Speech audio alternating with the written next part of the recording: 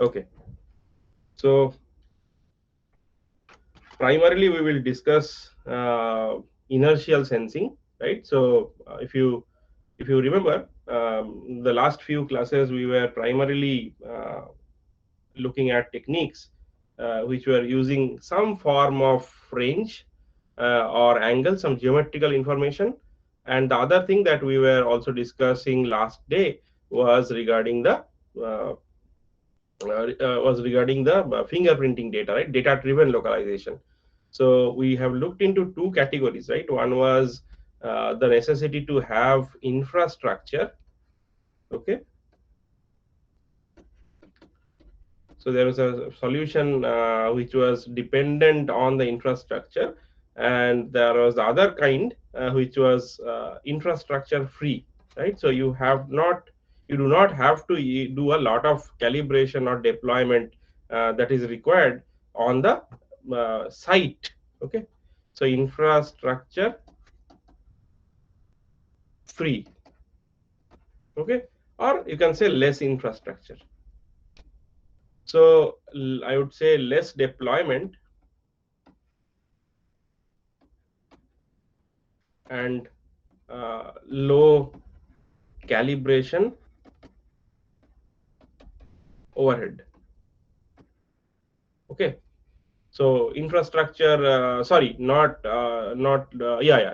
calibration overhead in case of infrastructure free, correct. And whenever you are talking about infrastructure, wherever infrastructure is necessary, so there you have to do a lot of deployment overhead is there. Okay, lot of deployment overhead and calibration as well. Okay, so if you are it is given that if you have more and more infrastructure deployed, right, you can start from zero infrastructure, which is probably the solution using the inertial measurement units that we are going to look at today. And on the other extreme, you can have an ideal scenario using lots of anchors and their locations being known, and you have a few devices that are localized every few seconds or every few hundred milliseconds, right? So what kind of accuracy trade-off you have in the spectrum is the thing that we have to understand. Okay, so let me even draw that trade-off graph, right? So if you have this axis, in the x-axis you have infra, right? So what is the cost that you are spending on infra, right? Let's say in terms of money. And on the y-axis you actually look at the accuracy, because that is primarily the end goal of most of these localization systems, right? What is the performance or accuracy? Okay, let me use the word performance, because it could also be mixed up with other things like what is the update rate, how often you are getting location updates, what kind of scale it can support, and so on, right? But given that you are spending more on infrastructure on the site itself, you are pre-deploying beacons, you are actually calibrating that for running some fingerprint based algorithms, your performance is going to improve. Okay, so your performance of course is going to improve with more and more infrastructure that is given. So you could be here, if you are spending a lot of money on infrastructure, on the extreme side you are going to have this. And if you are not spending any money on the infrastructure, you is primarily local, right? The device itself is there to localize itself on its own, right? And apart from GPS, I'm not talking about GPS, because GPS itself has an infrastructure that is that are the satellites, right? Which costs I don't know, maybe billions of dollars. Okay, so I'm not talking about that. I'm primarily concentrating our focus on indoor location technologies where we do not have GPS. So we have to create our own anchor points or beacons and try to talk to them in order to locate ourselves. So if you do not have any infrastructure, maybe some infrastructure or very minimal infrastructure, we are here, right? The performance is poor. Okay, and here the performance is like good or very good. So our idea is, first of all, we want to be on the left hand side of this dotted line, right? We don't want a very heavy investment of infrastructure, because of course it is not just the money.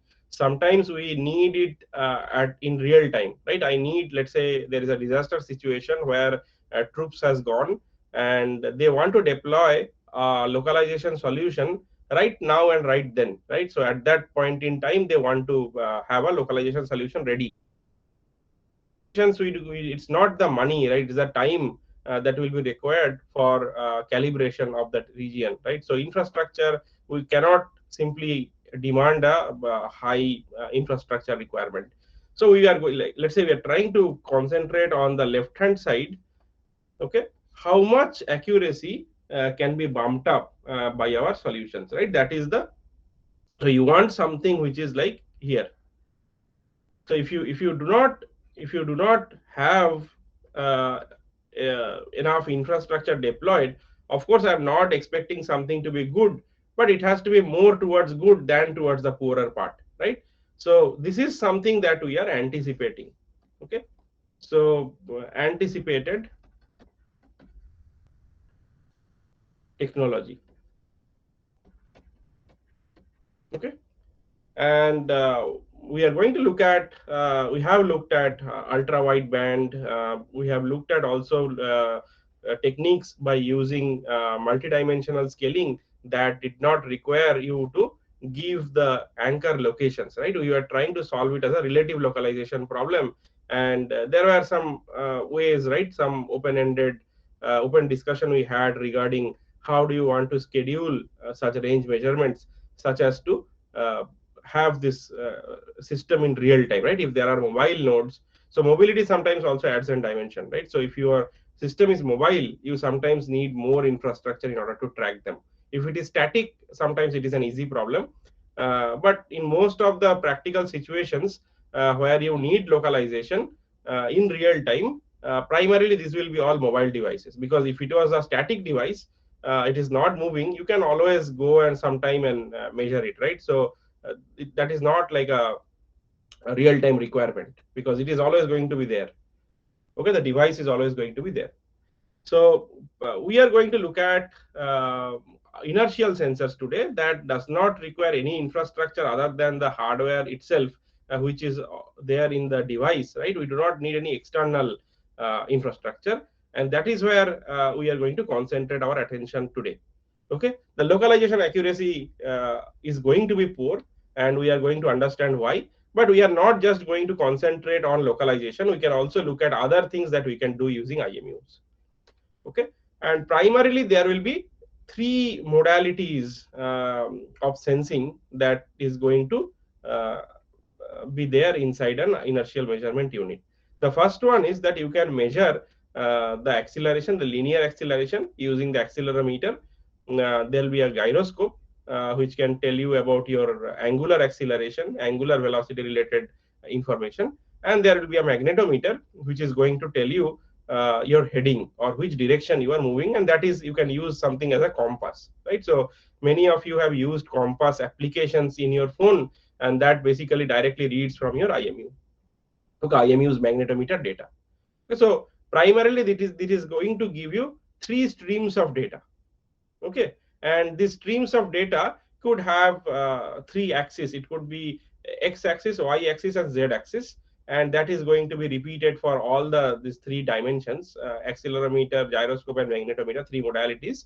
And in all you can have like 9 different uh, series of data, right? Often it is known as an IMU that has 9 degrees of freedom. You can also have IMUs with 6 degrees of freedom and so on. So more the degrees of freedom, it is going to be more costlier. And this accelerometer data, the gyroscope data, right? It also has a finite precision based on what kind of analog to digital converter is used in these systems. So if you are having a super fine grained accelerometer reading, right, that is like maybe output from a 12-bit ADC or a 10-bit ADC, then your precision will be better, first of all. And at the same time, the cost of the device is also going to increase, and the power consumption is also going to increase, because remember that all these ADCs are very power hungry devices. So if you are having an ADC that has higher width, right, in terms of the number of bits, that is also going to be a device that is going to consume power. So when you buy an IMU, right, so some of these things and some of it we are also going to look at. You have to remember, right, what is the application that you have in mind. Okay, so if you are trying to do something like a fall detection, right, suppose you have a smartphone in your pocket, right, an old person, and he falls down, right, suddenly he has some issue, and he falls down, and you want to detect that he has fallen down using that IMU sensor. For that, I do not need a very high resolution value of accelerometer or gyroscope data.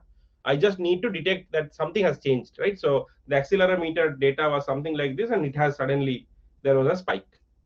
Okay, so there was a sudden spike in the acceleration value or the gyroscope value, and you need to, of course, do some learning in order to understand that what is the fingerprint that corresponds to um, fall down, okay, falling down or jumping up or walking, right? So those kind of things you have to understand, that what is the necessity in terms of the resolution of the device that you need. Okay, so based on that you can explore the different possibilities of the configuration of the device or the specifications of the device when you try to buy them. Okay, and we are going to go through what how this accelerometer works, right, not into the nitty gritty details, but at least some idea about what happens. So if you look at the structure, the grid structure that I have shown on the top, that basically is mass and spring system kind of approach, right, where you have this tether, the spring that is attached to the base of the system, and you have this the green colored bars, right, that are kind of free floating, and there is a distance in between this body which is blue in color and the green, right, which is, you can think, is filled up with some kind of a dielectric medium. Okay, so you have a capacitance that is built up in between the plates, right, in the blue plate and in the green plate. And whenever a force is going to be applied to this entire system, that is when you are going to have an acceleration. And whenever you have an acceleration, these plates are going to shift depending on the direction of the force. Okay, and that is what is going to cause, it is going to change these values of the separation in between the plates, which is going to in turn going to change the capacitance. Okay, that is how it works. And it is very much like this mass spring system. So if you are applying a force on this system, let's say in a certain direction, right, the ball is going to move forwards or backwards depending on the direction of the force. Okay, so the direction of the force is going to determine the direction of the motion, and in the same way you are going to elongate a string or spring, or kind of compress a spring.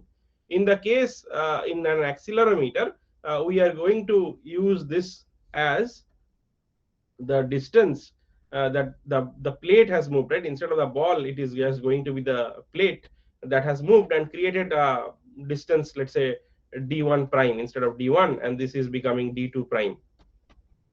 So this distance is directly going to influence the capacitance of this particular portion of the medium. Okay, so the capacitance is going to change.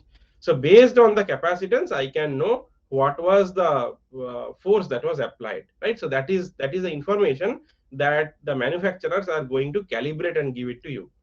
Okay, so they are going to calibrate this entire thing, and the semiconductor itself, the IC itself, will be calibrated, saying that this much capacitance is going to mean this much value of acceleration. And assuming it's a digital sensor, you can directly read the value of the acceleration from the ADC, right? So that the ADC is going to look at the capacitance value, or maybe it is going to find out the voltage, corresponding voltage or charge that is being stored, right? There will be some mechanism to read this capacitance, right? And that is going to be mapped to some value of the acceleration, and it will be stored in the register that you can read. Okay, so this is roughly the mechanism in which accelerometers are going to work. Okay, and this is already embedded in an IMU sensor. This kind of mechanism is already embedded in an IMU sensor, and this just gives you an idea about how magically does it actually throw out the value of acceleration. Okay, so if you take a course on MEMS sensors and little bit more lower level, they will teach you much more details about the manufacturing process of this kind of things, or how accurate this can be, on what factors does the accuracy of the sensors depend on. But those things we are not exploring as a part of this class. We are primarily targeted towards using such sensors in solving localization problems. Okay. Of course, your the force that you have applied are going to be distributed across three directions. Okay, the x direction, x axis, y axis, and z axis. Okay, so there will be no like one axis. You are not, whatever value you are getting in the acceleration value, right, that is going to be the entire magnitude, right? But that magnitude has to be split up into these four, just three components. Okay, x, y, and z. And the raw, that is the raw accelerometer data. And of course you are going to have one component for acceleration due to gravity, small g, you are always going to have. Okay, and g itself is also going to be split up across multiple such dimensions, or multiple such axes.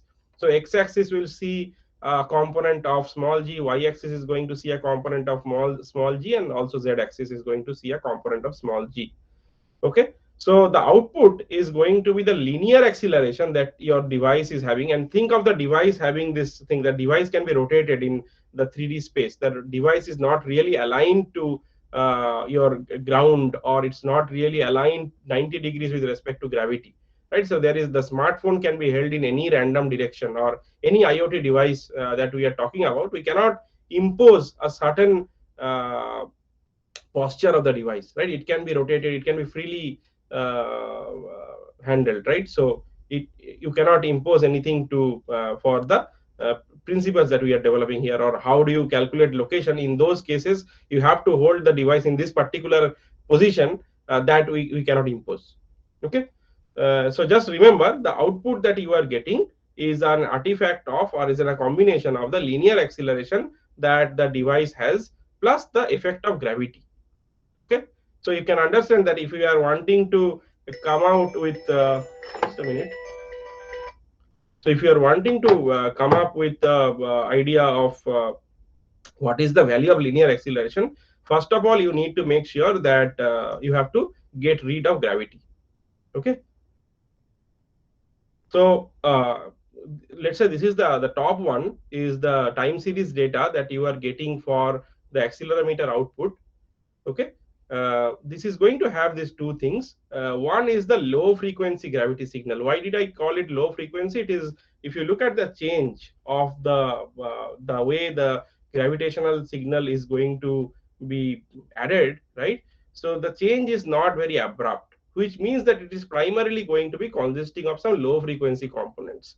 Whereas if you look at the linear acceleration, suddenly you start moving, or suddenly there you stop, or suddenly you take a turn, right? So those are very abrupt components, I would say. And those abrupt components are going to give you many high frequency components in the linear acceleration data.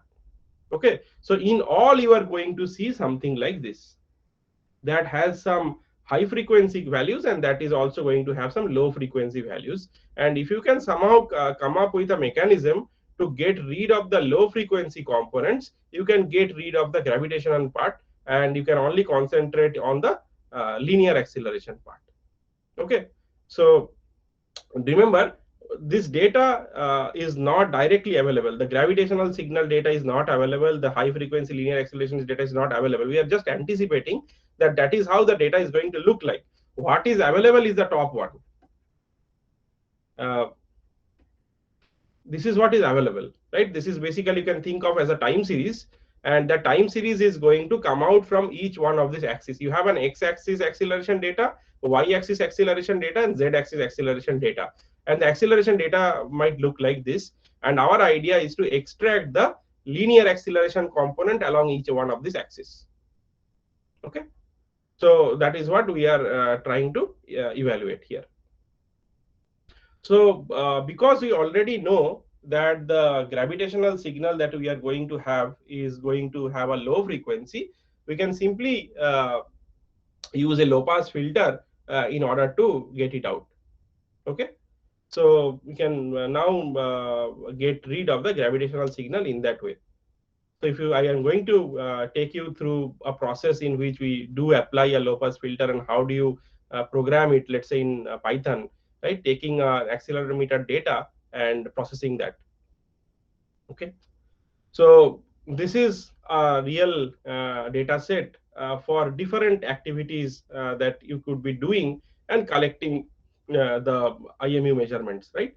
So these are all acceleration measurements, and the acceleration measurements, there are 4 measurements for every activity that I am showing. So let's say if you are jogging, right, on the top left hand corner, so I show the acceleration measurement for x, y, and z axis individually, and then there is a total acceleration, the total entire magnitude of the acceleration that is being shown. Okay, so you can install any application that can, there are many applications that is going to read up sensor data from us from this Android, and one of the sensors will be IMU. Okay, so you can actually log IMU sensor data, and this is something that I would encourage all of you to do. Just log the IMU sensor data, take the data out of your smartphone, and do an offline analysis to get a feel of this, right? So you can simply do the exercise that I have done here, starting from jogging, running, sit-ups, and this is just a static scenario where the phone is just lying on the table. Okay, even if the phone is lying on the table, you don't see the phone acceleration values, the linear acceleration values to be 0, right? This is non-zero, this is non-zero, and also this is non-zero. Okay, and this is of course going to be 9.8 because of the small g, because the phone was aligned with the ground, and in that way it is almost you can, the z axis is going to be very much aligned with the acceleration due to gravity, and the net acceleration, the phone was static, but you can still see a net g of net acceleration of 9.8 meter per second square. But what is important here is, even if the phone is lying static, the IMU has a lot of noise that you are going to see in the plot here. Okay, so x-axis and y-axis is non-zero, which means that you have, if you believe this data, you have to understand that the device is on motion. Okay, so that is a starting pointer where things start getting very wrong, right? You think that x-axis and y-axis has non-zero components of acceleration, which means it ideally should be moving. Okay, so if you think in terms of localization, you will start thinking that this device is probably shifting with time, and this location you have to update. Okay, in reality it's not, it's actually static. So sometimes just this becomes a very challenging problem if you don't handle the noise properly. Okay, so if you have a basic idea now of how the acceleration data, you have these 3 components and the net component, please try out some experiments like this and try to visualize them, right? And we will see how other things can be done. For example, you can extract the frequency of such time series signals in order to understand that what was the rate of your jogging, how many steps per second you are taking. So I'm going to introduce you to more examples in the few in some of the slides that are coming up. Okay, so the first thing that we are going to look at is pedestrian dead reckoning, is the set of algorithms which helps you in determining the path that you have taken, or the your kind of location tracking based on accelerometer data.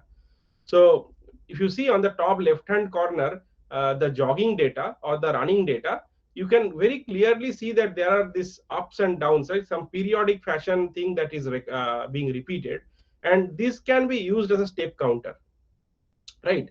And that can help you in understanding how many steps you have walked. Or even if you see the running data, that is also kind of higher frequency, because when you run, you have more kinds of body movements that happen simultaneously, and that is the reason there is a lot of high frequency components that has been added here. That is why the running data is not as clean as you see in case of jogging. Okay, so then how do you actually track the value of your position, right, from such data? So those sort of algorithms are known as pedestrian dead reckoning algorithms. Okay, pedestrian means we are trying to primarily look at a person who is walking. Okay, so this is not just one algorithm, but is a class or a set of algorithms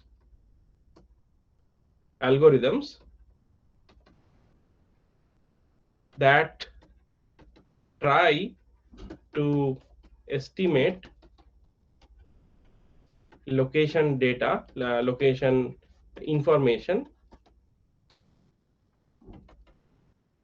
from IMU data. Okay, from IMU. Okay, so like I just show you one example how such algorithms are evaluated. You can see this green track, right? The green track refers to the true track or the ground truth through which the person has actually walked, right? And then you can also record the trajectory using this pedestrian rate recording algorithms, and I can come up with a trajectory like this, right? So some of the algorithms that really work very well in a constraint setting, right? In the wild, it has very much, there's a lot of difficulties of these algorithms to function for a long time. But some of the research articles that has been written making the setup very constrained, let's say in a lab environment, they have tried out things and reported some of the results, which at least claim to give some promise that it is going to withstand the location error within a certain bound for some time. Okay, so it still doesn't work independently, completely independently for a long time. You have to somehow fuse it with either GPS or some other localization technology in order to correct it from time to time, right? Otherwise it will keep on drifting. Okay, so this is what you data reckoning is the process of calculating one's current position by using a previously determined position and advancing that position based on the estimated speeds over elapsed time and course. Okay, so you are all aware of the simple kinematical equations where your final position depends on your initial position plus the velocity multiplied by t plus half into at square, where a is the value of your acceleration that is constant. Okay, the acceleration doesn't change with time. So if you have a constant acceleration, I have a way to find out your location. Okay, so this is what will be employed in order to find out your, if your, I have a location of 0 comma 0 at this time, and if I get the acceleration data, I can simply figure out what will be the value of the next location, S1 or L1, whatever you try to call it. Okay, so how do you get velocity from acceleration? This is what you have to do, right? You need to take the values of acceleration and do take an integral over time, right? So this is a discrete time system where you are getting acceleration values at every discrete time instances or time steps.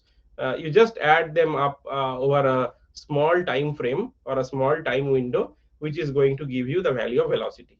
And same for your displacement. So displacement is nothing but double integral of your acceleration data, right?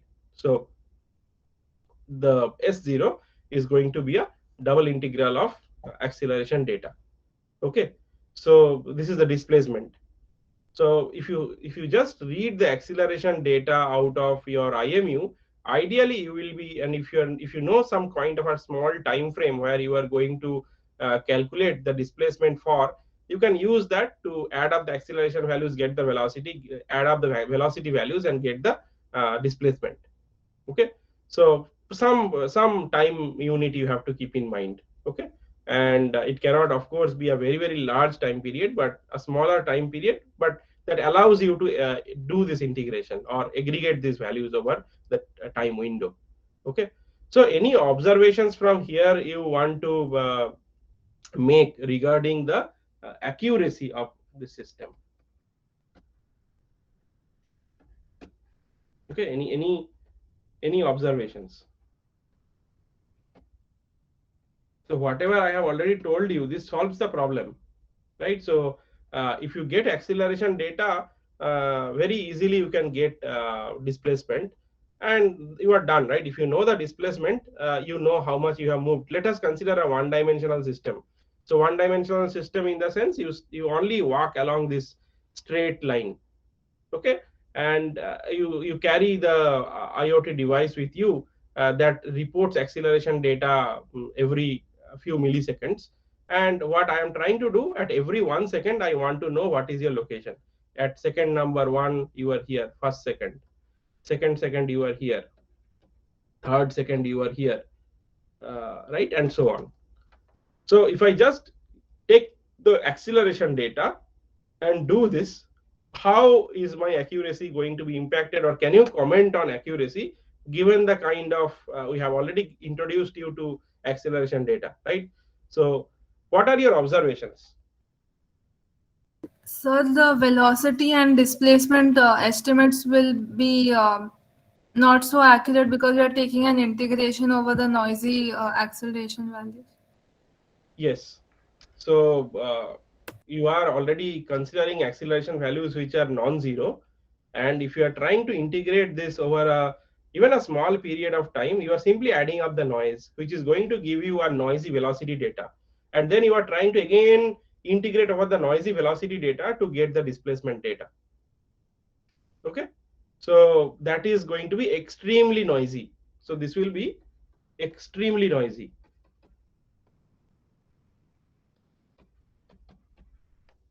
Okay, and such a noise cannot be like tolerated, right? Because as you will see with some actual examples, even if you are completely static. So in the last slide where I was showing this, the phone was static. First of all, even for a static phone, if you do dead reckoning, it is just going to think you are moving at a certain speed. Okay, because if you integrate these non-zero values of acceleration, you will get a good enough velocity, right? And then you are also integrating over that non-zero velocity, which is going to give you a very non-trivial amount of displacement over time. Okay, and that is how you have to have some mechanism to correct that all the time. Okay, so any example? Can you give me an example where you have seen such phenomenon? It is continuously drifting, and something else has to be turned on in order to correct that. Any real life example you want to share, or have you seen something like this? Anybody?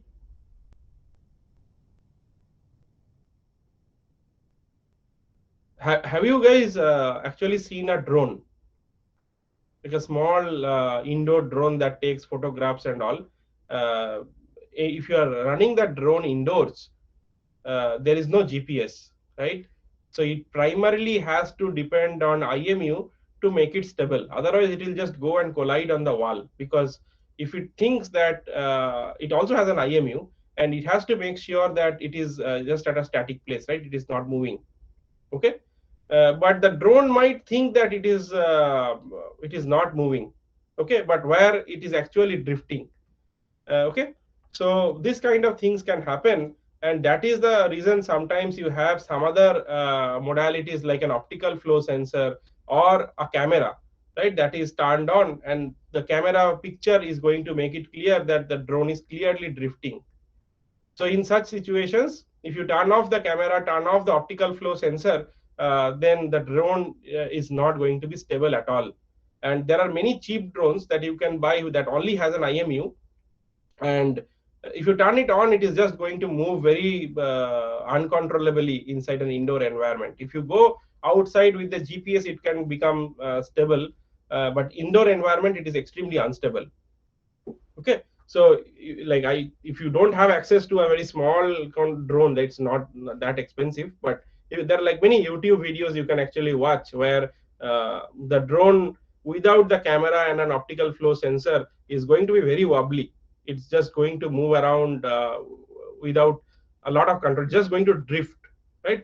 Without any inputs. You are not asking the drone to drift. It thinks it is basically being static, and in order to correct this if you have ordered the drone to be static, but it sees these acceleration values, it is thinking that these are non-zero acceleration values, so it will try to adjust itself, and resulting in actually drifting. Okay, if you did not understand this context, please let me know. I'll try to clarify that better, right? Otherwise, I'll move ahead. right? So, and these are like some of the observations that you will be making if you solely rely on IMU. There is no other extra correcting mechanism. Okay, so that is what I told. An integral creates a drift, and a drawable integral is basically going to amplify that. So the position from the accelerometer is very imprecise and not very useful.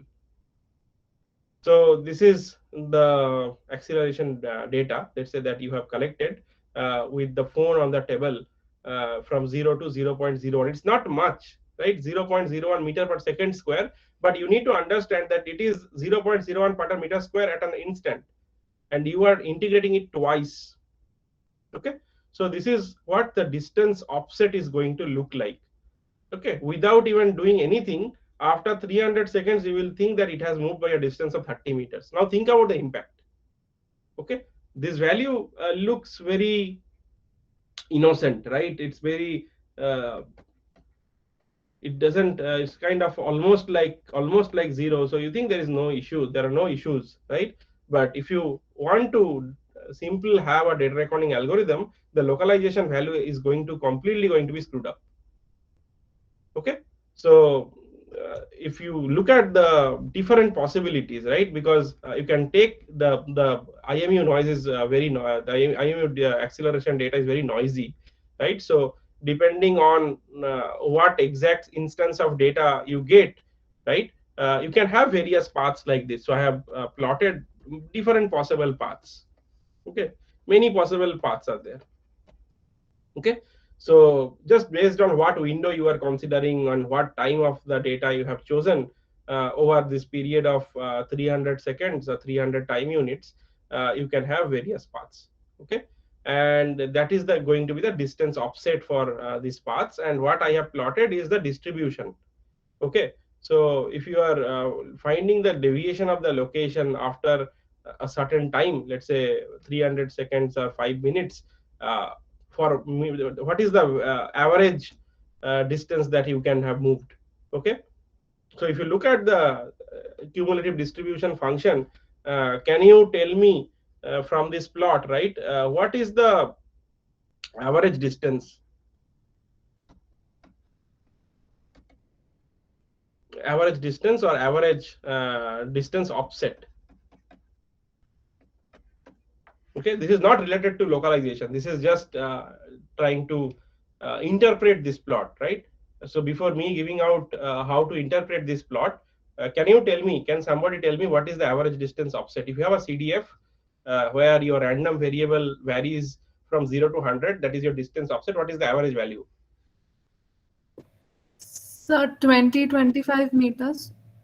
25 meters. How do you get it? So where the CDF is 0.5. CDF is 0.5 means what? So the probability of it being lesser than that value is 0.5. Okay, so what does it imply? Right? Does it imply on the probability mass? Uh, so the um, so the probability mass function summed the sum of the area under the curve Mhm. till the probability mass function is 0.5 This would be. 0.5, what does it mean? I mean, let's say you have many distance offset values, right? Let's say you have 10,000 distance offset values. What does this 0.5 mean here? So you are saying that you are going to uh, bring it till here and see that where does it intersect in the x-axis, right? That is what you are Yes. saying. Yes. What does it mean in terms? Let's say you have 10,000 values. Okay, so Yes. 10,000 values have gone into this plot, or maybe 1 lakh values have gone into this plot. What does this separation boundary actually signify? So 5,000 values will be less than or equal to 20 meters. Yes. So half of it will be on less than on the this side, and the half of the values are going to be greater than this, which is basically going to be a median. Okay. So if you say what is the median offset, rather instead of say using the word average, it is going to be 22 or 25, whatever is the value here. Okay, this is like a separate question for interpreting the this particular plot. It does not have anything to do with localization. Okay, so if you see that, even if you see like 80 percentile, right, this is the 80 percentile of the data, this is like more than 40 meters, right? Even like 80% of the values, right, that is like if you look at point 2, so only 20% of the values are less than this much, right, which is again itself wrong.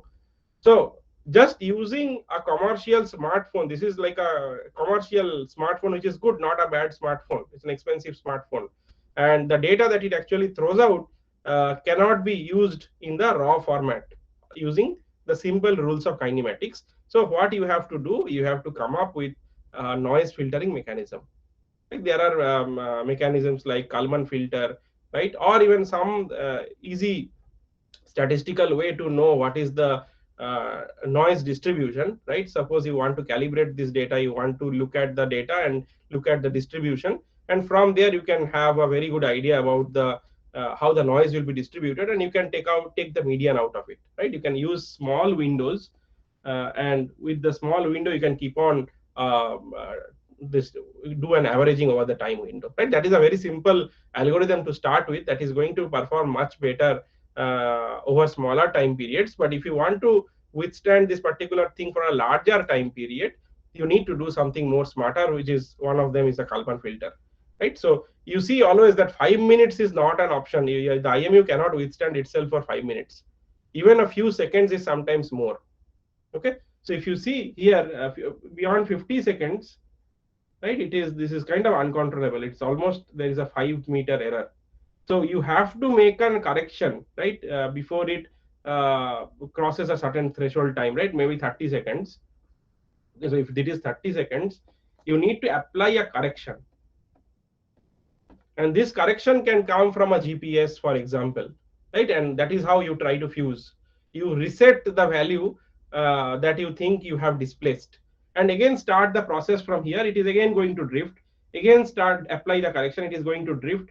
Again apply the correction, it is going to drift, right? So in that way you can keep on correcting the value of the displacement, and that is one of the very trivial ways of fusion. Okay, the other application is, since dead reckoning is guaranteed to have such problems, and you have to use some other modality to correct them, but activity recognition is one of the things that can be done a little bit more reliably using IMU sensors. Okay, so whether you are running or you are cycling, jogging, right, or sleep, like lying on the bed, right, these kind of things, you already have this smart watch like Fitbit kind of systems where they just have an IMU and they analyze the IMU, that's all they do. So this is again, I revisit the example. So suppose you do sit-ups, jogging, running, and being static, right? So each one of this color is your one axis, right? So you can just concentrate on these three axes. This could be X, this could be Y, and this could be Z. And you see, this data could be used as a signature for fingerprinting certain activities, right? So if you have a data set that has X direction data, Y direction data, and Z direction data, so this can basically become these feature vectors, right? And how do you design the features vectors? You have to think, right? You cannot simply just take individual data points, right? Say, let's say at the 4th second, so this is one data point, this is one data point, and this is one data point, and these three data points cannot just become a feature vector. Okay, because this will be again a noisy data. I don't understand what kind of offset has been there, right? So you have to do something smarter.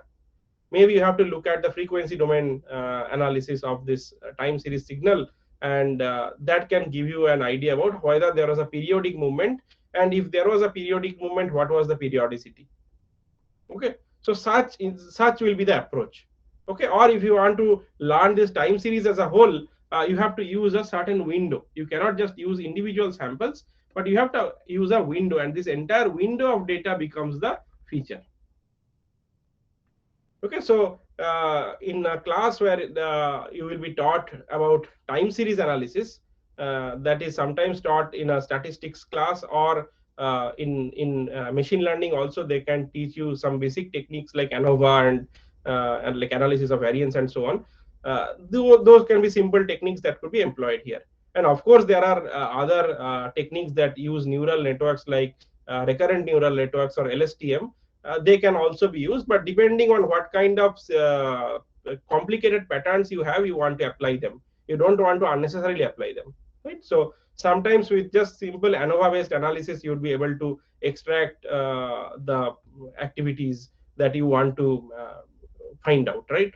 So these are kind of macro activities, right? If you are doing sit-ups or jogging or running, these are like very macro activities that could be very easily recognized just by looking at the pictures. You can do that on your own, right? But suppose there could be problems where I can attach a small IMU to your pen, right? I'm just trying to tell you how the difficult the problem could become. And I am writing on a piece of paper, and IMU values is going to reflect what I am based on the movement of the pen. Suppose I want to detect what I am writing. That is a very difficult problem. Okay. So, and that is basically going to directly do a transcription, right? Suppose I have a special pen and I attach that on top of my chalk or the pen that I use to write on the whiteboard without any other infrastructure. Just by my hand movement, my drawings or my writings on the board could be directly transcribed. Think about it, right? So, but the problem again is very difficult. The problem is not as simple as this. There you need to understand what character I am writing based on the movement of the pen's tip. Okay. So in those cases, you might need things that are a little bit more sophisticated. So here you have this activity model where you look at the IMU signature and again employ certain machine learning algorithms to do this classification. Again, this is a classification problem, and that is trying to find out what is your current activity. And not only just you can be limited to the activity classification, but you can also find out certain parameters regarding that activity. Okay. Maybe if you are sleeping, I have already understood that you are in a sleep state. I can find out that, okay, based on your minor movements during the sleep period, whether your sleep was good or not. Okay, they will try to give you some kind of rating, right? Whether you are moving too much. Based on that, you can have a sound sleep or not that sound sleep. Suppose you are running, how much calories you have burnt based on how many steps you have taken, how much velocity was there, right? And based on your body weight, probably they're going to come up with a calorific value. Suppose you are climbing stairs, I can figure out how many stairs you have climbed, whether you have climbed 10 stairs or you have climbed 20 stairs. So not only just the activity prediction, but also I can associate some kind of uh, extra parameters or numbers with that particular activity. That is also possible by analyzing such data. Okay. So that is what I was telling you, that how fast you were walking, running, or riding a bicycle, how many steps did you take, how many stairs did you climb, how peaceful was your sleep. Okay. So apart from the recognition of the activity, you can be interested in such parameters, which is also possible by using such IMU data. Okay. So this is just trying to go a little bit deeper. You can try to look at the frequency at which these values change. Okay. So if you see on this figure, right? So this is a data about jogging. Okay. And this jogging, if you see, has this X component, Y component, and Z component, right? So if you actually watch the data closely, the frequency domain components are very different in case of the green one, the red one, and the purple one. Okay. So, but I am taking some kind of fixed number of steps per second, right? But why do I see different frequencies? Can you think about it? Because suppose you are given the task of finding out the number of steps that the person has taken. Okay. So how do you figure out the number of steps just from this frequency data? You need to know something else about the system? Okay. First of all, why do you see different frequency components in the data? That is the first question. So because the movement is not the same in all directions? No, you are walking, right? And suppose you have this Fitbit kind of a thing in your hand. So what is the direct implication? Yeah, movement is not the same. That is why you are seeing this data, right? Anything specific to this particular activity?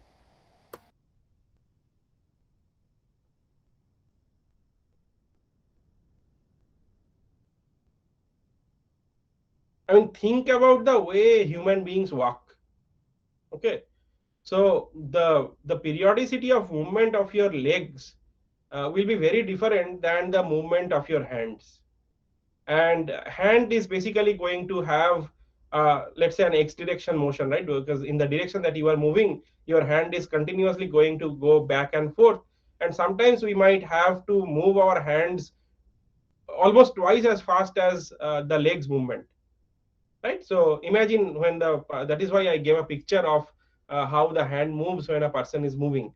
And based on your the y-axis, let's say how much you are swaying and all those things, that could have a little bit less impact on, that will have a lesser frequency uh, value, right? You are not swaying a lot. And then the z-axis could be your vertical movement, right? Suppose you, if you are jogging, you are doing some small jumps, right? And that could reflect in your y-axis data.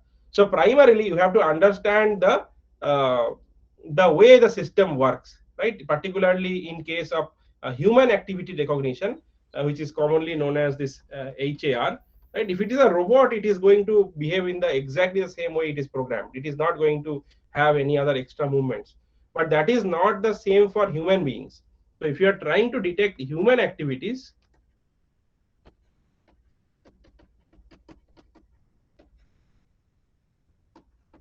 you need to understand or study the posture of the different portions of the body, how it moves for performing a certain activity. Then only you will be able to reliably interpret the data and then build models out of it. Okay, so this was a very very simple example. But if you want to detect some complicated activities, right? So I want to detect an activity where you are drinking a glass of water versus you are eating. Okay, so based on your hand movement, I want to detect that whether you want to you are actually taking a glass and putting it in your mouth, or you are taking a spoon, or you are grabbing some food by your hand and putting it in your mouth, right? Suppose I want to know the difference in between them. Okay, so in those cases you have to observe the system very carefully and come up with a necessary fingerprinting models, or design the particular feature vectors, right? And you can have more than one IMU, right? Suppose you want to have two IMUs or three IMUs placed on different portions of your body, and where you want to do this body posture tracking. Okay, so let's say you are a player, you are an athlete, right? And sometimes they would be interested in knowing that whether your posture was correct or not when you are trying to do a certain exercise, right? Suppose you are trying weightlifting, or you are playing tennis, and you want to know the way that your body posture is correct. So in those cases you might actually require more than one IMUs, and all this data could be clubbed together in order to find out the posture of your body. And they would be interested in knowing whether the posture was correct or not, or whether you had a certain posture that is prone to injury. Okay, then the coach can very easily tell you that these postures are not correct and you have to correct those postures. Sometimes it is done by extensive video recording, but it is not you cannot scale up. You can always have a video recording, but it is very difficult to go through that entire video, right? Rather than that, you can have certain flags where you think that these are the locations where the IMU reports that there is a high probability that you are making a move that is prone to injury. You can concentrate on those portions of the data, right? So there are certain startups which actually try to do this. Okay, so that is a real world example how they are trying to commercialize this human activity recognition concept using IMUs.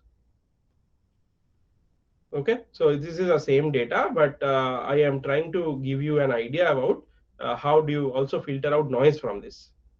Okay, so this is the, if you have a slow and moderate movement and we want to clean the high frequency noise from it. Okay, because most of the activities that we are interested in, like jogging or the number of stairs that are climbed per second, right, that does not have any high frequency component. You are simply interested in knowing whether you have climbed a stair or not, and probably that you can very easily see from the top graph, right? So probably there is a thing like this, there is a thing like this, there is a thing like this, right? At least visually you can find out this. But if you see the actual data and feed it to this noisy data and analyze it as a time series, you will see like many small fluctuations here. Okay, so first of all, it is always better to have a filter that is going to filter out some of the high frequency noise or low frequency noise based on your choice, right? What kind of noise you are interested in for filtering out. And Butterworth filter is one particular kind of a choice, right? It is pretty commonly used for such applications, and you can simply use it as a high pass filter, low pass filter, or even a band pass filter. Okay, so you have to mention an order, right? Whether it would be a second order, third order filter. You have to mention what is the frequency and what is the sample rate, because that is what I have to know at what sample rate the data was collected, whether you are collecting data at 50 samples per second or 100 samples per second and so on. Okay, so that is how you first generate the filter. The numerical coefficients you have to first get. So there are some numerator and denominator, and those are the, this is a standard way the Butterworth filter works. And if you want to know more, you can simply look up the Wikipedia. They have a very nice explanation of the Butterworth filter.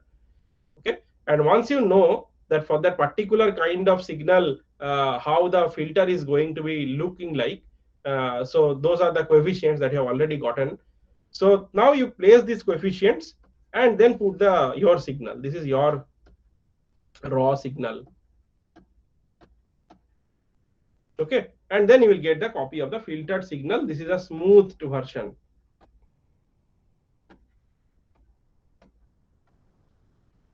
Okay, so this is how actually you can clean high frequency noise. So look at this thing, that this is a low pass filter.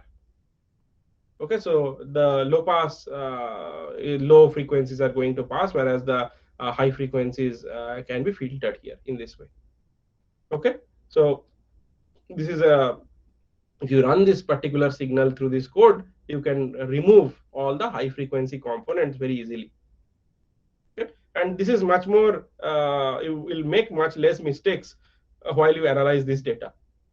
Okay, even if you do a frequency domain analysis of this, if you just try to do an FFT, in that way also you can find out what are the high frequency components, and you can remove them, like just ignore them, right? And you can only concentrate on the low frequency components. But this is a time domain analysis, right? It is, you can only do this entire thing in the time domain only. Okay, so you did not have to go through the frequency domain and look at it, right, on your own. So you just depend on the filter, and the filter is going to give you again a time domain data which is noise free. Okay, or which is it does not have high frequency noise. Okay, so this is applying this for all the data sets. Okay, same thing. And you can also look at the different frequencies, right? As I told you, you can take this filtered signal and try to do an FFT, right, Fourier transform. And if you try to do this discrete Fourier transform, you are going to look at what are the different frequency components, and some of those frequency components will really be the number of steps that you are taking, right? What is the periodicity of that particular signal, right? So if you see, some of the components are going to peak. Okay, so let's say there is a component, right, and there is a I have changed the way I am moving, right? So suppose it was a slow component, there is a fast component, very fast component, and so on, and that was for like running or jogging, one particular kind of activity, and that was being shown for the three different axes. Okay, so this is a moderate component 1, moderate component 2, and moderate component 3. You don't have to look at all three of them, maybe you can concentrate on only one. But what you can see, first of all, is that whenever you are moderately walking, this is your frequency. Maybe you are taking 1 steps per second, while you are walking fast, maybe you are taking close to 1.5 steps per second, and while you are walking very fast, it is even more than that, maybe 1.6 steps per second, right? So that is going to be telling you how fast you are walking. The frequency domain analysis can tell you. Okay, so this can be termed as very fast. So you can have a threshold where it tells you based on the frequency whether you are very fast or very slow, depending on the kind of activity you are doing. Okay, And you can also see the relation in between the x-axis and the y-axis, right? So if your x-axis is something like more than 1, right, so this is approximately like 1, you can see the y-axis is approximately like 0.5. Okay, that is because of the particular structure, motion structure that we follow while we walk or run, right? The separation of our hand movement and our body movement and the leg movement, overall it actually reflects in such kind of a behavior. Here also you will see something like 0.7, right, whereas this is like 1.4. Okay, so this particular behavior still holds. Okay, and next we come to learn about a little bit about the gyroscope, which is again going to find out the values of your angular acceleration, and this is based on a concept which is known as Coriolis force. We are going to come to that in the next slide. But what does it give you? So while you talk about angular motion, there are three kinds of angular motion that is possible. Acceleration, you understand very clearly that x, y, and z are the three directions in which you can move. But what about rotation? Rotation can happen in three different axes also. Okay, and they have gotten a name for each one of these axes. So think about an aeroplane, right? Think about like an aeroplane, and if the aeroplane, let's say, is facing this direction, let's say this is the direction. Okay, so you can first of all try to think of several movements. The first one is that what is the heading, right? What direction, if it is going towards this north, right, which direction it is facing, right? It is a northeast, or whether this, that is basically known as the yaw. Okay, so what is the direction in which you are heading? Okay, the other thing is that the plane can actually, if it takes a turn, it is going to make one of the wings lower, right, and one of the wings higher. So that is more like our kind of roll. Okay, so given that it is moving towards the north, it can make the left side down and the right side a little bit up, right? So that is something which is known as the roll of that. Okay, and think of the time whenever the plane is taking off. Okay, when the plane takes off, the nose is higher and the tail is lower, right, and the angle that it is making is known as the pitch. Okay, so think of these three movements, and any device can actually have these three kinds of movements. It can simply have a yaw kind of movement where the roll and the pitch is fixed, or it can have a combination of them. Okay, and you have to figure out from this information what was the, if there was a turn, whether there was a turn, at what angle the turn was. So you have to analyze this gyroscope data. Okay, and it basically gives you again this along the three axes, it is going to give you angular velocity. Basically it gives you angular acceleration, and from there you can come to angular velocity and the angle that is actually spawned. Okay, and the principle that it follows is known as the Coriolis effect. And Coriolis effect you can think of in any rotating body, right? You can there are certain components on that rotating body which is basically going to experience a force. Okay, and that is how the waves on the surface of the earth, right, they are created and they move. Okay, so that is primarily due to the effect of this Coriolis force. Okay, and you can simply read about Coriolis force online, and this is basically the phenomenon I just wanted to touch upon, that why is basically on what principles is gyroscope, the measurement of this angular velocity or angular displacement is based on. Okay, so what we are interested in is gyroscope data. In we are measuring, let's say, angular velocity. So omega is equal to delta theta divided by delta t. Okay, so delta theta is the turn that you have taken, in what time you have taken the turn is omega. So we need the angle theta here, and for doing that, what we have to do is that current theta is equal to the previous theta multiplied by omega into delta t. Very similar to the way we did in case of track IO, right? That the drone was moving and the firefighters were also moving, and instead of solving for the location at that point in time, we were using a previous location plus your velocity into delta t in your linear direction. In this case, it is angular. So what is your current theta is equal to your previous theta plus angular velocity into delta t. Okay. So here in this case, since we are dealing with angular velocity, not angular acceleration, we have to integrate only once. In case of your accelerometer, we were integrating it twice because we only getting the linear acceleration. Linear velocity was not directly available.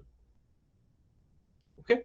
So if you integrate, as you can see that, let's say 2 pi ft, right, you cosine of 2 pi ft, if you try to integrate that, it is going to be sine 2 pi ft. Basically it's a change from cos to sine or sine to cos.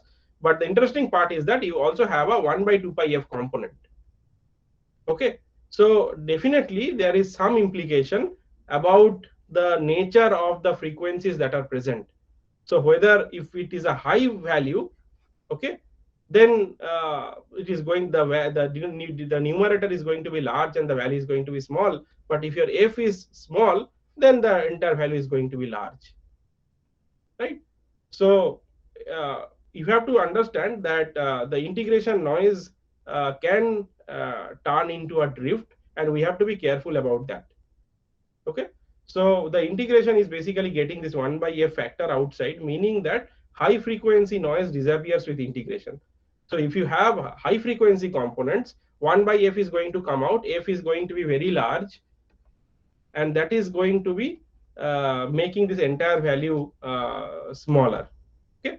So in that way, the high frequency noise is going to disappear by this method, whereas a very low frequency noise is going to be amplified and the gyroscope is going to drift over time in angle. Okay. In this case, we are primarily talking about angle, not the absolute location. Okay. So now think about this kind of a system where I have a mass on that is attached on a mobile robot, right, a mobile platform, and we are interested in knowing this is moving forward, and we are trying to track the velocity or track the displacement of this particular robot. And you have this inertial sensor and controller that is going to understand that whether it has drifted in angle, and based on that it is going to adjust, right, otherwise it's going to fall down. Okay. So you have the measurements for x, y, and then there is a gravitation that is always there, right?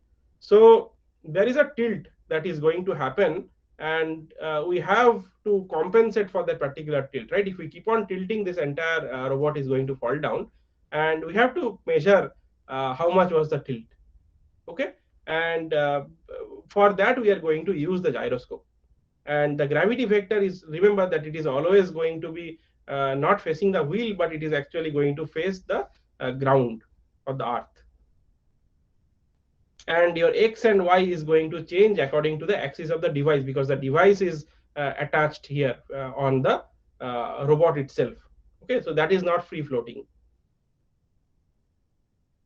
So theta you can find out as acceleration output divided by g.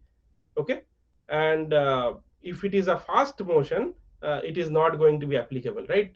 Because we are only thinking that g is going to be of lower frequency, right? Because this is your acceleration due to gravity. And if you have very fast motion, if you have high frequency components, in that case, in that way, you might not be able to calculate that.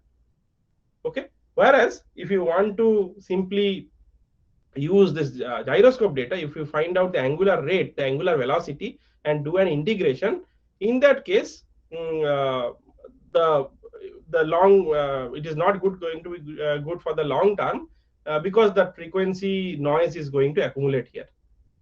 Okay. The noise is going to accumulate in this case, that is going to give you higher value of noise in case you want to integrate the angular velocity. Okay. So these are the two cases which are kind of contrary or kind of complementary to each other. In the first case, it is good in the longer term. Okay. Because the g is sort of a low frequency component, and the second case, It is not good in the longer term, because if you have low frequency component, it is going to add up the noise. That is what we just now saw. There is a 1 by f factor outside. Okay, so because of this 1 by f factor outside this integration, in the long term it is not going to do a good job. But if you have these fast motions, right, suddenly something changes the direction, suddenly there is a tilt, right, those kind of situations, case number 2 can, or the way method number 2 can handle very well. Okay, the first method cannot handle that. Okay, so what we do is basically a combination of that, because there are complementary approaches. What we can try to create is known as a complementary filter, or this is a basic way fusion is going to work, sensor fusion is going to work. So first case is angle from the gyroscope. The angle from the gyroscope is going to be good if there are fast motions, sudden motions. Okay, so theta is equal to integral of the omega into delta t. So that is the integration we are going to do, which is going to be good for sudden motions. Okay, and not good in the longer term, not good for the low frequency components like gravitation. Okay, and and so that is what we can only use a high pass filter and treat that particular data only with high frequency components. And for the accelerometer, what we can deliberately do, we can get rid of the high frequency components and give it only the low frequency components to process. And in that way, we can find out the angle from the accelerometer. Okay, so that is good for the longer term, for long term data. So it's basically like an if condition. Okay, if I have high frequency components, I treat those data using a gyroscope. If I have low frequency components, I treat that data using the accelerometer, and then what I combined have is known as a complementary filter. Okay, so it is reactive to the kind of frequency components I have in the data. And what is known, the entire process is known as a sensor fusion. You have a good estimate of theta at the end of the day. That is what you care for. Whether it has primarily came from the gyroscope or whether it has came from accelerometer, that is none of the business of the user. So whenever the user is looking for an estimated theta, it is going to be using a complementary filter and giving you out the most correct estimate that it can. Okay, so this is an important concept that is required in IMU, is that how do you perform sensor fusion? And I have given you one example for doing that, right? There, sensor fusion itself is a like very big field where you might have different types of data that has to be fused with each other in a certain way in order to get the most correct estimate. Okay, and nowadays there are even research works which look at neural networks in order to do the fusion in the most correct way.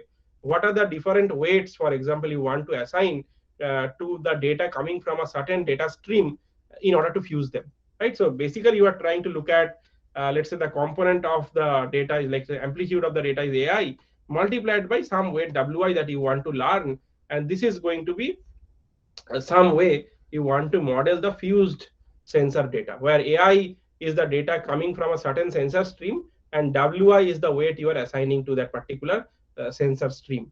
Okay, so this is a way you can fuse, and whatever I have shown you is a very basic preliminary way of doing sensor fusion. Okay, and last but not the least is this device called, or the component called magnetometer, that gives you which direction you are heading, and that is simply based on the Earth's magnetic field. Okay, because the Earth itself is a giant magnet where I can know at a certain location using the magnetometer the magnetic flux density. Okay, so and from that information I can also find out that what is the angle, because I can measure the magnetic flux density. From there I can know what is the angle I am making, or what component, because I am seeing a certain component of the Earth's magnetic field, right? And since I am measuring that particular component, from there I can know what is the angle I am making, or the device is actually making with respect to the Earth's magnetic field, and that is going to give you the heading with respect to the magnetic north pole.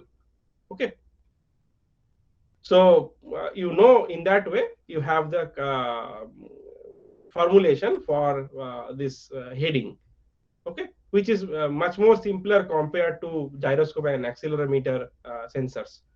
And you can see that we have already seen how gyroscope and accelerometer could be used for finding out the correction or the or finding out the tilt, right, how much your device is tilting. And magnetometer tells you the angle that you are making with the Earth's magnetic field, right. And combining all such information, you can actually find out a very correct value of your heading, okay, because the phone could have a different alignment, you could be moving in a different plane. From all this information, right, I want to know your local heading, because if I tell you how where exactly you are heading with respect to the earth field, that is a different thing. Whereas if I want to tell you in terms of your local movement, suppose you are in your room and I want to tell you that you are moving on the left hand side or right hand side, right, or you are moving towards the back side. So often, whether it is a north, south, this kind of things might not make sense in the context of indoor location. I have to again map these values, map these angles in the domain of our indoor location context, or in the domain of our coordinate system that I have introduced in the very first class. Okay, so you have to have a reference coordinate system, and within that reference coordinate system, you are free to assign location coordinates to the IoT device. Okay, and in today's class what we are seeing is some simple algorithms how these three sensors, gyroscope, accelerometer and magnetometer, could be jointly used in order to figure out your direction of motion plus the your velocity or location, velocity or speed basically. Okay, so this is the way we can leverage IMU. And as you have already seen that IMU is continuously going to make mistakes because of the inherent amount of noise that is there. Okay, and it cannot sustain for a long time. It is whatever corrections that you make in terms of just the IMU data, it is going to drift after some time, maybe after a minute or maybe after 30 seconds or more than that, it is going to drift. So there is no localization system that is only required to function for 30 seconds. It is going to run for a long time, and you have to somehow make a correction for that particular, after that particular amount of time. Okay, and primarily this will happen because these are very cheap IMUs, right? The precision is very poor. Okay, if you have a IMU that has extremely good precision, and they have like elaborate mechanisms to find out the or equivalent of the gyroscope and accelerometer, and some of these things, some of the very expensive IMUs are used, for example, in the space shuttles, right, or the robots that you actually send to the moon or the Mars, right. So there they are only dependent on IMU. There is no other thing that can track you, right? So it can be the base station that has landed, and then maybe there is a robot that actually comes out of it and moves around, right? So there could be a camera based system that tracks you, right? But if you go in non-line of sight, right, if you go beyond a certain hill, right, in that case it cannot be tracked, right? So often they will use extremely expensive IMUs in order to track them, and that can be sustained for a long time. But the commercial IMUs that are available, let's say in a smartphone or in a very cheap IoT device, is not going to be of that scale, right? So we have to deal with the noise, and we have to deal with this correction. Okay, we cannot have that kind of an IMU in a drone that will be used for spraying some pesticides on an agricultural field, right? That is not like a military drone from a very strong army. Okay, so it is a much cheaper device, and you have to make intelligent algorithms in order to correct them, right? And at the same time, you have to keep the entire cost of the system low. Okay, that is why this particular course on IoT system on localization was focused on IoT systems, where we have to primarily use intelligent algorithms, right? Sometimes the hardware might not give you extremely precise data. Okay, So most of the theory that depend on very pure value of ranges or data that is completely correct, right, are not going to directly hold good. So we have to actually use a combination of intelligent algorithms, intelligent noise filtering mechanisms in order